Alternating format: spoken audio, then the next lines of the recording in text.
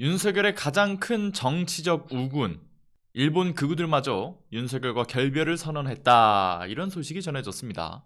자, 먼저 관련된 소식을 전해드리기 이전에 어제자 18일 9차 변론의 내용 먼저 짚어봐야 될 것 같은데요. 윤석열 측이 다급해진 모양인지 변론이 더해질수록 그 변호인단 자체가 사실상 극우 유튜버화 돼서는 음모론을 퍼뜨리는 진원지가 되어가고 있지 않습니까?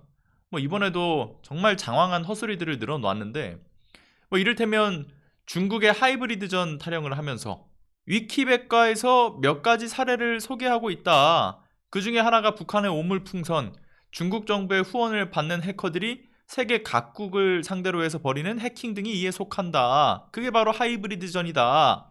이러면서 결과적으로 부정선거 음모론을 다시 한번 강조를 하면서 이는 중국의 개입으로 이뤄진 하이브리드전의 하나고, 그래서 계엄을 할 수밖에 없었다, 이런 헛소리를 강조한 거죠. 그런데 이런 헛소리를 해봤자 지난해 10월에서 11월 사이에 김용현하고 주요 군 사령관들을 모아놓고서는 이재명이라는 정적을 제거하기 위해서 비상대권의 필요성을 윤석열이 주장했다, 이런 사실도 검찰 수사 과정에서 진술이 나온 마당에 이런 되도 않는 주장들이 다 무슨 소용이 있겠습니까? 게다가 저는 정말 코미디였던 게 위키백과를 거론을 하잖아요. 위키백과는 다들 아시다시피 공식적인 백과사전이 아니죠. 그 유저들이 직접 참여를 해서 글을 써서 만들어가는 참여형 온라인 백과사전이죠.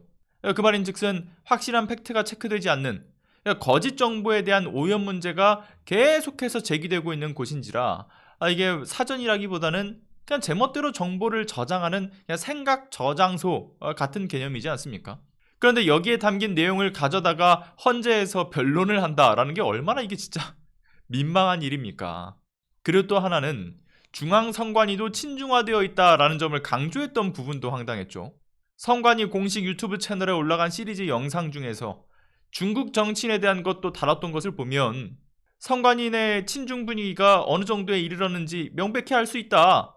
이 정도의 환경이 마련이 되어 있으면 중국의 정치적 영향력 공작을 어떻게 하리라고 하는 건 여러분의 상상에 맡기겠다. 아니, 이게 무슨 말입니까 도대체?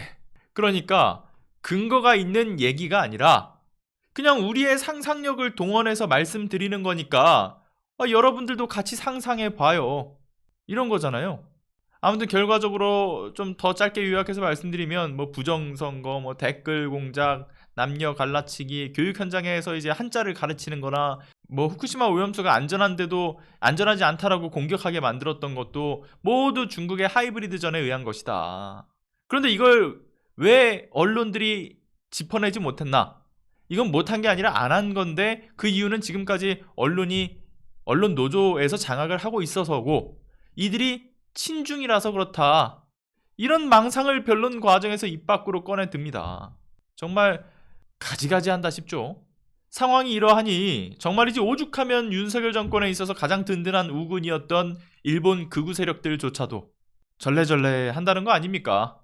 윤석열과 결별을 선언했다라는 거예요. 여러분들도 아시다시피 일본 극우의 생존 방식의 필수는 반공과 친미고, 그리고 이제 우리나라 극단에 치우친 국민의힘과 같은 보수 세력 역시도 이를 기반으로 움직이면서 사실상 이들과 같은 노선을 걸어왔다라는 평을 받고 있지 않습니까? 그런데 사실상 같은 편인 일본 극우마저도 손절을 쳤다라는 것, 이것을 이제 호사카 유지 교수님이 또 칼럼으로 또 재미나게 쓰셨는데 저는 아주 흥미롭게 읽었어요. 어떤 내용들이 담겨져 있었나, 이런 걸 좀 요약해서 말씀을 드리자면, 먼저 북한의 경우에는 지금 김씨 왕조 국가라고 봐야 된다. 그 중국의 경우에는 사회주의와 시장경제를 둘 다 도입하면서 본래의 공산주의와는 사실 완전히 딴판이 된 상황인데도 불구하고 지금 일본 극우들이 생존을 위한 노선으로 선택한 게 바로 북한과 중국에 대한 혐오 정서, 그리고 이들을 공산주의의 기본이라고 규정하는 것, 그리고 이를 위해서 더욱이 우리나라와 북한이 평화공존이라든가 통일을 해서는 전혀 안 되고 계속 불안정성을 유지해야 되는 것인데, 이를 위해서 한국의 보수 세력들을 이용하고 보수 정권 창출에도 힘을 싣는 데까지 이어졌다라는 것이죠. 특히 그 일환으로 일본 극우 단체가 2006년부터 해가지고 우리나라 뉴라이트 집단을 지원하기 시작했고, 그리고 2007년부터 뉴라이트가 이명박을 지원하는 데부터 시작해서 박근혜까지 또 힘을 실었던 것인데, 물론 이제 결과적으로는 이명박은 독도에 방문하면서 일본과 대립하면서 그게 깨지고, 박근혜는 탈핵되면서 결국 일본 극우의 전략이 실패로 돌아갔다라는 겁니다.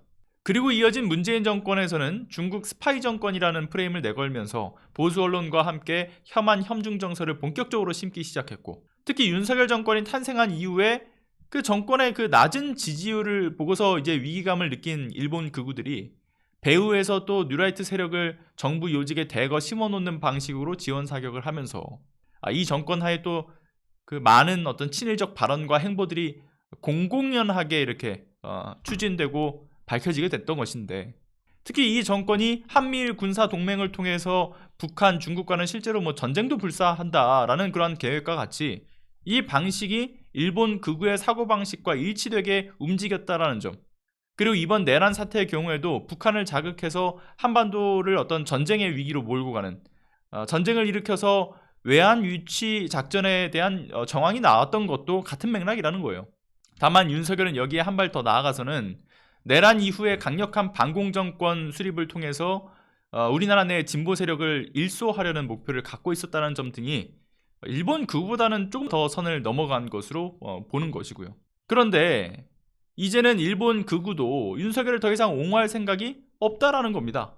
그 호사카 유지 교수의 칼럼 내용을 보니까 뭐 특히 일본의 극우 언론으로 평가받는 곳들에서조차 뭐라고 이야기를 한다고 하냐면요, 부정선거는 터무니없는 음모론이다, 이렇게 주장을 하고 있다라는 것이고요.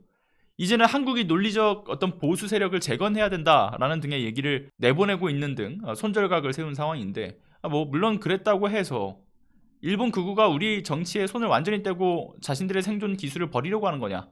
그건 아니고요.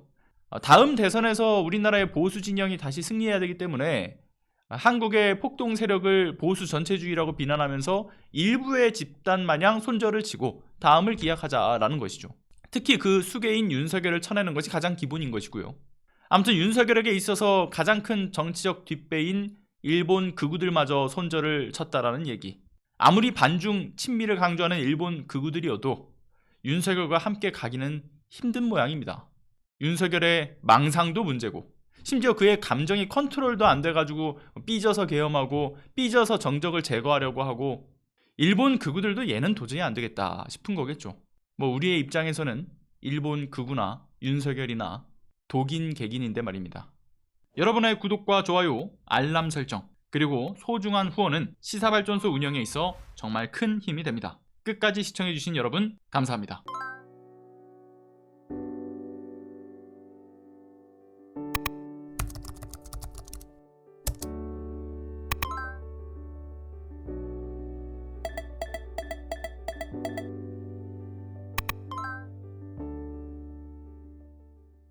안녕하세요.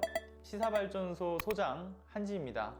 시사발전소는 진실을 찾는 민주언론으로서의 역할을 다하기 위해서 다양한 방법으로 활동을 이어나가고 있습니다.